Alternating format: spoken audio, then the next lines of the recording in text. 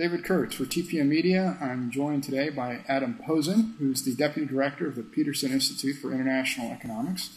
Thank you for joining us, Adam. Thanks for having me, David. So I got to start with just asking you if you ever anticipated in your career being at a point where we were talking about things like nationalization of banks, double-digit unemployment rates. I mean, was this anything that you ever anticipated having to face? I anticipated having to face this, but not quite on this scale at this time. I mean, I did a lot of work on Japan in the 90s, where their unemployment rate doubled and they had to nationalize a bunch of banks.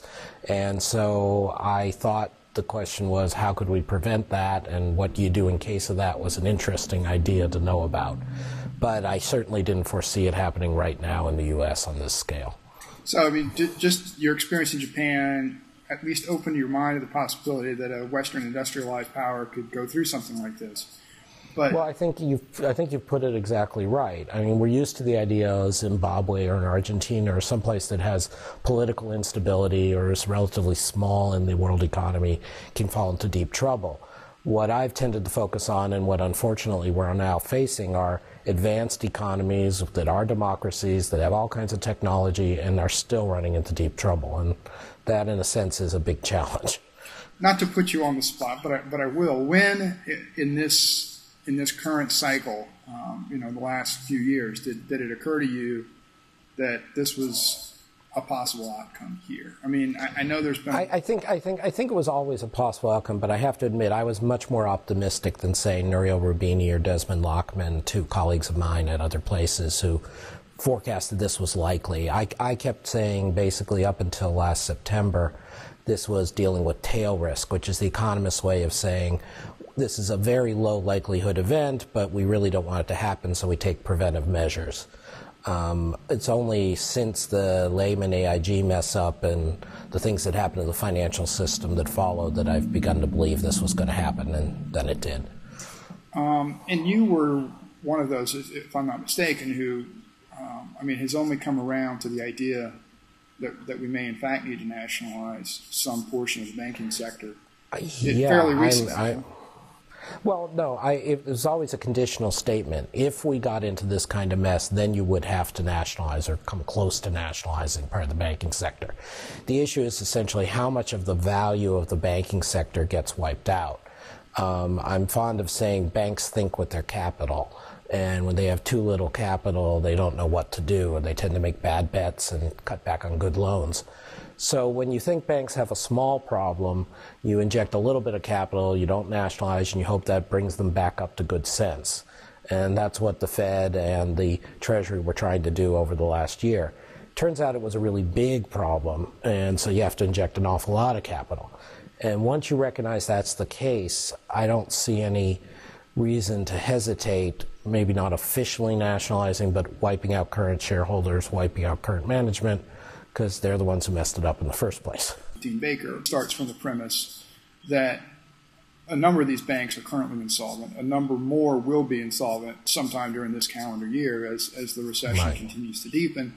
So the issue then becomes, you're going to nationalize one way or the other, or you're going to let them go bankrupt. Now, how you do that and how you protect taxpayers versus shareholders becomes the real crux of the issue. So do you agree with that basic premise?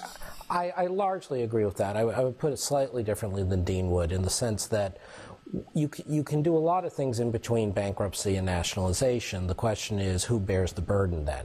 If you end up where we are now, which is a bunch of banks that have minority shares by government and therefore the taxpayers, and all kinds of guarantees but not full guarantees, they end up behaving like Fannie and Freddie did over the last couple of years, which is they take all kinds of bad gambles, and if they pay off, the current shareholders and management get the money, and if they fail, then you and I and the taxpayers have to pay for it.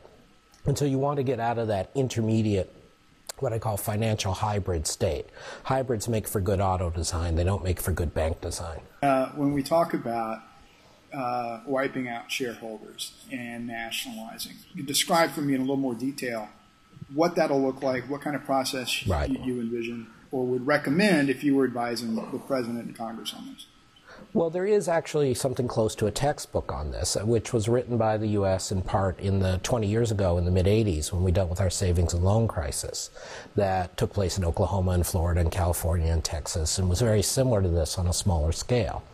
And essentially what you're doing is you're going to the banks with regulatory shock troops and saying, all right, we're going to evaluate everything you have right now based at current values, and we're going to look at it completely unbiased, without any wishful thinking. And if it turns out you're insolvent at the end of that, meaning you write off from what assets the bank has to account for losses you're either getting or expecting, then we got two choices. We shut you down or we put in new capital. Now, if you put in new capital and you keep it open, then what you're doing is presumably taking a taxpayer majority stake. So not just preferred shares, but kinds of shares that give you voting rights. And generally when you do that, you are diluting the value of the remaining shares for those shareholders. Essentially, their percentage of claims on future profits of the company goes down. If the company's really bankrupt, then you can shut it down, and there is a special way of shutting down banks so they can unwind ongoing transactions. There's a law called fiducia that does that. And then if either way, eventually what you hope to do is sell off to somebody in the private sector a couple of years down the road the new revitalized better bank. You don't look, I certainly don't, and I know no one around here does, look to have government owning banks for the long term.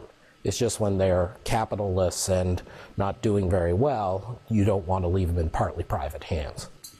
And the proposal that gets talked about most now is something short of that. It's basically you take the old Resolution Trust Corporation, which was essentially the receiver for those S&Ls back in the 80s, and you essentially put all the bad assets into something like the RTC, and then leave the banks intact with their good assets. But I mean, the only way to really do that is to give the bank some value for those bad assets. Exactly. And that's the part that's where the rub is. And, for example, Paul Krugman's written, I think, very articulately about this. You know, the point with the RTC back in the 80s, the Resolution Trust Corporation, was it was mostly declaring banks bankrupt, declaring banks insolvent, taking them over. And so then there was no issue of giving the banks anything for their assets. You essentially made up an accounting number arbitrarily. Turned out to be not enough to keep the bank open. The management and the shareholders got nothing. And then later on, the taxpayers got all the upside of whatever there was. Right. The RTC essentially was just charged with liquidating the various real estate assets primarily. It was liquidating the assets of failed institutions. Right. And what you're seeing now is this desire, which is sort of understandable on the part of the Obama administration, to try to keep these institutions limping along. You're not sure that it's going to cause you, it's going to be pain-free if you really shut down a major money center bank. But the flip side is then you are transferring wealth to the people who are currently there, to the current shareholders, in addition to the bad banks, because you are paying for those distressed assets. And so you could, if you pay too little for them, then essentially the banks do have to go under. If you pay too much for them, then you're transferring wealth from the public sector to the private sector. And that's why I prefer to do some clean line drawing. You shut down some banks and leave others alone.